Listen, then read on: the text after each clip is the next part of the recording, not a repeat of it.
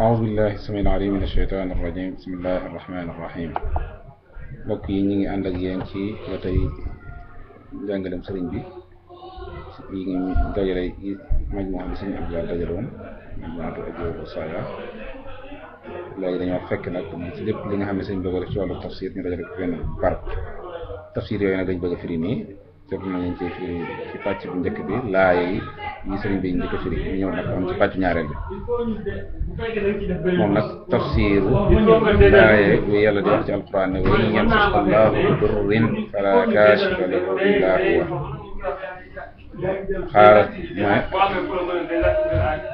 xaara cheikhu radiyallahu anhu sëriñ bu tedd bi mooy wax na yàlla na ko yàlla gërëm wax na fi tafsiri qawlihi taala ci muy firi di firi waxe yàlla mu kawe mi yàlla di waxee ci alquran ne wa in yamsaska allahu bi durrin fala kaashifa lahu illa hu mooy bu la yàlla wa in yamsaska allahu bi durrin bu la yàlla tegee am natt wala bu la yàlla tegee ay lor fala kaashifa lahu kenn mënu koo wuññi ci yow kenn mënu koo dindi illa huwa ku ko mooy moom dong moo la mën a dindil lor joojee loolu la yàlla wax ci alquran sëriñ bi di ko firi nee na ay maanaam yi mooy wala lenn ci maanaa yi mooy laa yaxmiluka xawfu maxluqin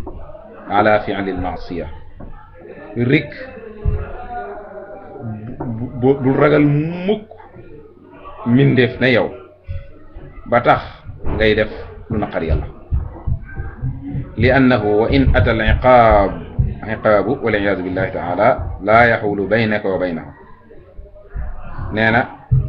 bu la ragal mindeef taxa def mukk lu naqar yàlla ndax tey li annahu ndax wa in ata al iqaabu bu mbugal mi dee ñëw wal iyaadu billahi taala yàlla na ci yàlla musal bu mbugal mi dee ñëw laa yaxulu baynaka wa baynahu mindeef moomee mënta dox sa diggante ak mbugal moom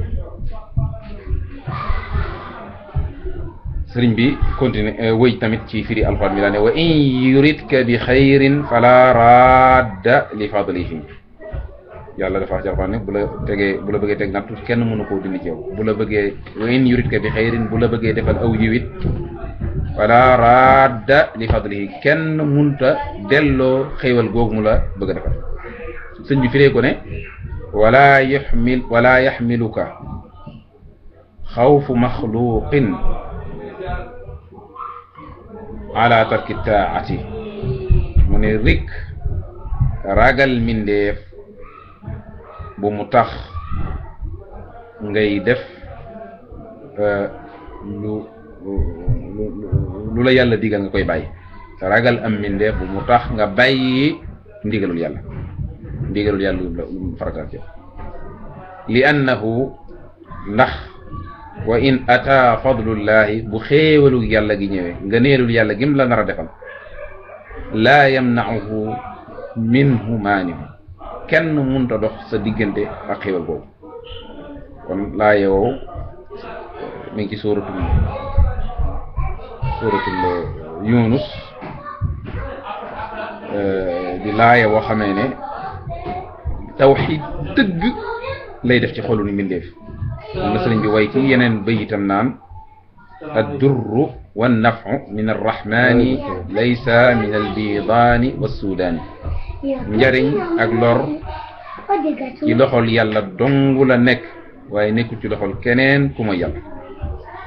nekkul ci loxol ku ñuul nekkul ci loxol ku weex kon ki la mën a musal ki la mën a jariñ kenn la te mooy yàlla kon jox ko say mbir kon maanaam moom wax ci bayit yooyu la sëñ bi firiwaat fii rek muy bàyyi xel yàlla